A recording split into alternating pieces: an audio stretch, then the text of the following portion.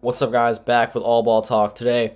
Another transfer portal edition for Texas A&M. They pick up PJ Haggerty. 4 schools in 5 years, I think. What an amazing feat. Obviously, a super great scorer. He's averaged over 20 points the last 2 years.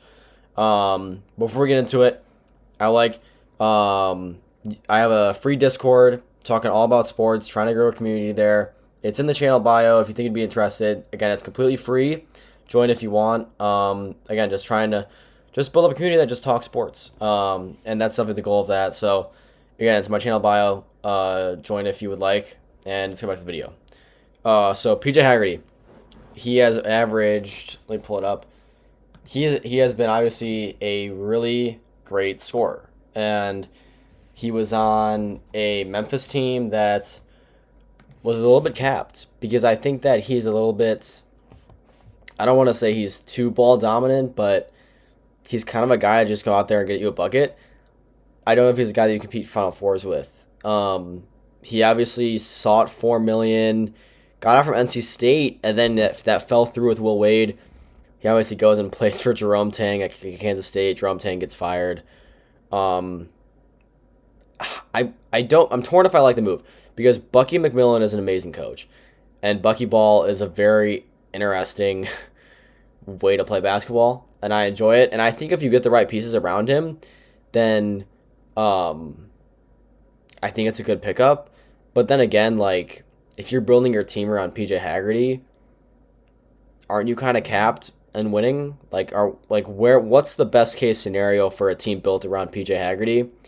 And we kind of saw it at Memphis, and that team still had like Dane Danger, who played really well leaving Illinois, and they lost first round to be fair, one of the best. Like Colorado State was a really, really good 12 seed, and they were a Mountain West team. So I don't even know how seriously I could take that. And he played on a Penny Hardaway coach team, which is a serious issue. Penny Hardaway sucks, and he's a horrible coach. And how he's not gone from Memphis yet is a surprise to me. He just underachieves every single year.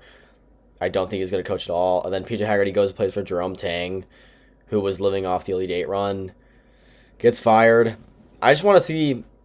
I think under Bucky McMillan, I could see him being a really good player. I just don't know how much better the team gets or how good the team is.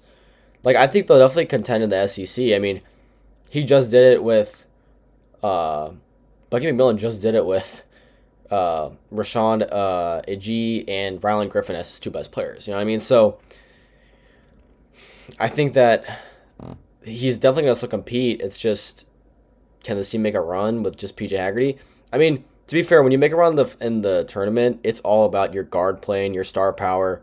And PJ Haggerty is a guy who can get you a bucket almost as good as anyone in the country. I think the only guy that was better in the country than him this year doing it was, well, probably two guys, probably Darius Acuff and AJ DeBonza. So, again, he's an elite scorer, and that's never been the issue. It's just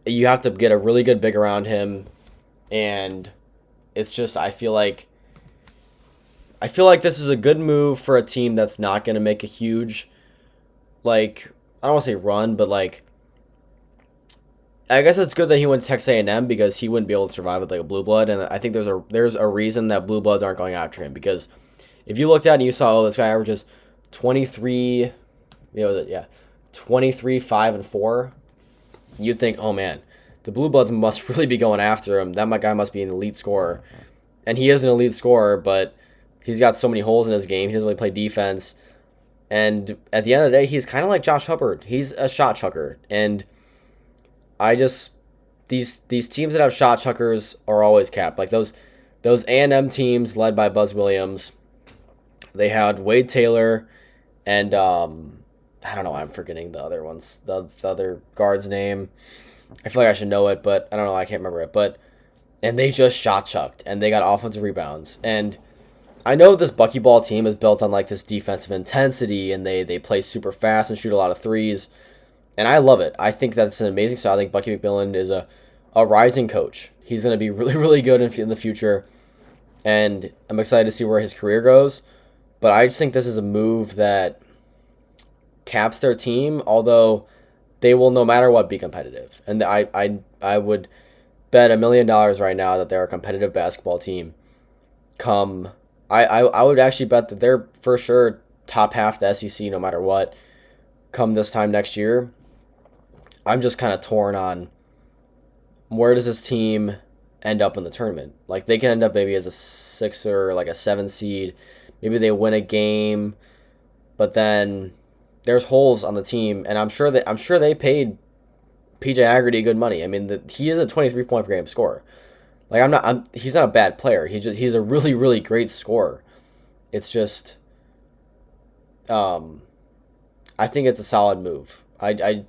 He's a flawed player. You know what I mean? This is not a crazy, amazing like player that we've got. The 23 points is a little misleading, but he's productive as hell. So we'll see how it goes at A&M. I think A&M again is actually a solid landing spot for him because he can't play the blue blood. But Bucky Ball, I'm interested to see, and I think he'll get up as many shots as he wants next year on a very competitive SEC team. So we'll see. Stay tuned for more transfer portal updates with here on this channel. Obviously, we have a couple out right now, and news is coming in daily. So we're in the thick of it for the transfer portal, and we'll keep you guys updated. See you in the next one.